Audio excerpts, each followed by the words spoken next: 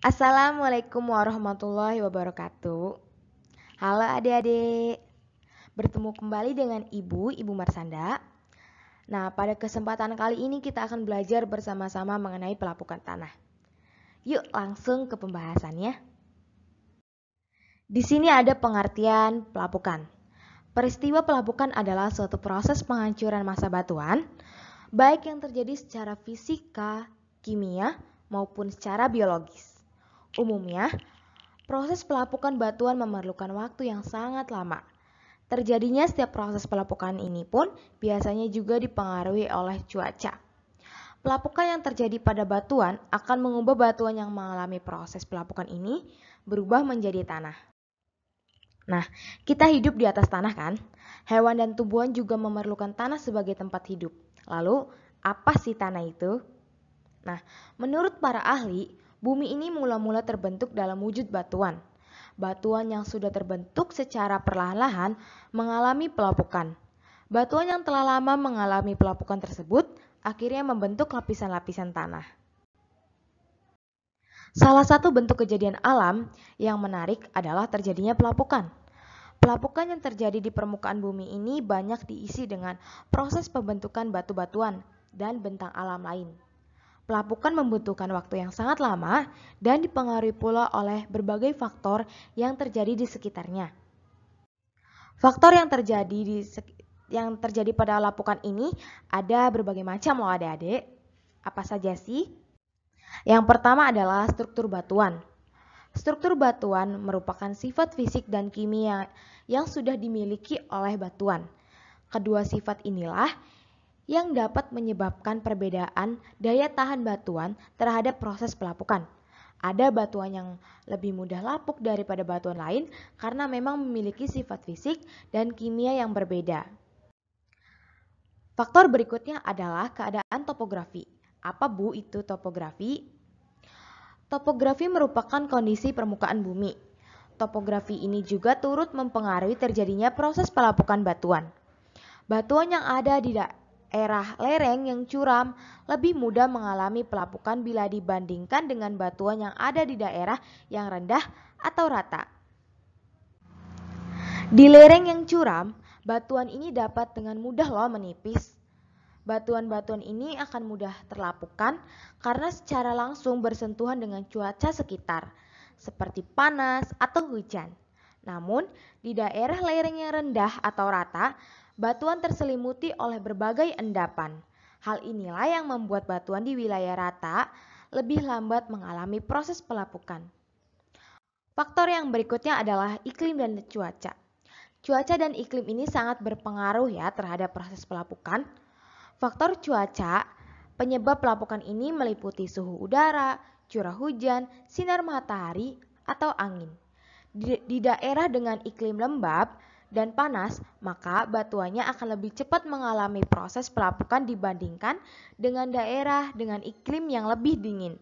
Selain itu, jika cuaca sering berganti, seperti terjadinya pergantian antara siang yang panas dan malam yang dingin begitu terasa, maka hal ini dapat semakin mempercepat proses pelapukan. Faktor berikutnya adalah keadaan vegetasi. Apa itu vegetasi, adik-adik? Vegetasi adalah kumpulan tumbuhan-tumbuhan. Vegetasi atau tumbuhan-tumbuhan dapat menjadi faktor penyebab proses pelapukan. Tumbuhan memiliki akar-akar yang dapat menembus celah-celah batuan seperti pada gambar.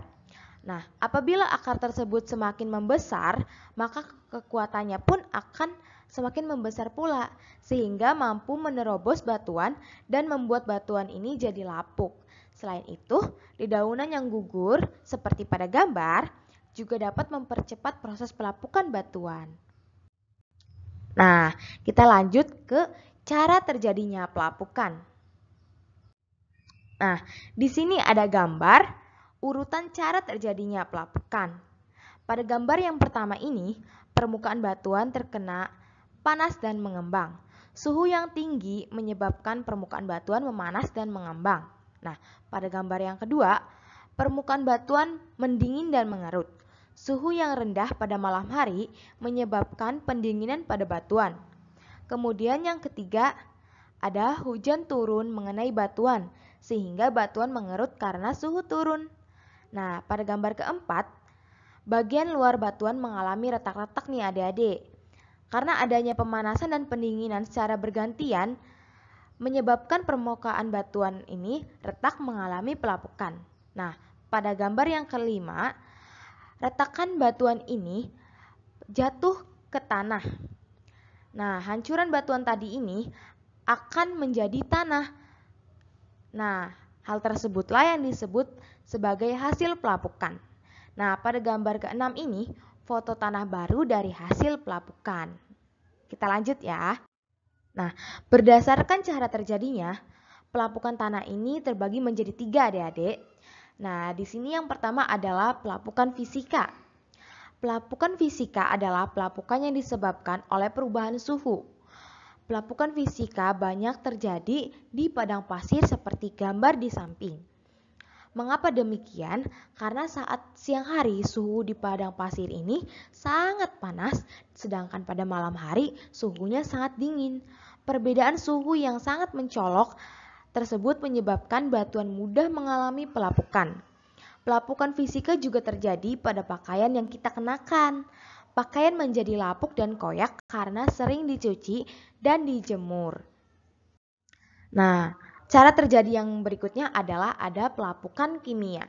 Pelapukan kimia adalah pelapukan yang terjadi karena batuan bereaksi dengan zat lain secara kimia seperti pada contoh gambar di samping. Cara terjadi yang berikutnya adalah pelapukan biologi.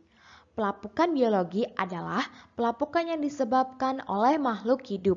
Nah, contoh pelapukan biologi adalah pecahnya pot karena tembus oleh akar tumbuhan dan lunaknya batuan karena ditumbuhi oleh lumut. Seperti gambar di samping nih, ada batuan yang ditumbuhi oleh lumut. Nah, lama-kelamaan batuan tersebut mengalami proses pelapukan akibat ditumbuhi oleh lumut serta perubahan suhu yang relatif lama. Nah, lumut merupakan tumbuhan kecil yang sering hidup pada batuan. Tumbuhan inilah yang memulai peristiwa pelapukan batuan menjadi tanah. Tentu saja, perubahan tersebut terjadi selama beribu-ribu atau bahkan berjuta-juta tahun. Adanya peristiwa di atas membuat lumut sering disebut sebagai tumbuhan perintis. Nah, setelah terbentuk tanah melalui pelapukan biologi oleh lumut, barulah tumbuhan lain ini dapat hidup dan tumbuh di tempat itu. Wah, ternyata pembahasan kita kali ini sudah selesai. Semoga yang Ibu sampaikan pada kesempatan kali ini bisa bermanfaat ya untuk adik-adik. Mungkin Ibu cukupkan sampai di sini ya. Sampai bertemu di pembelajaran berikutnya. Wassalamualaikum warahmatullahi wabarakatuh.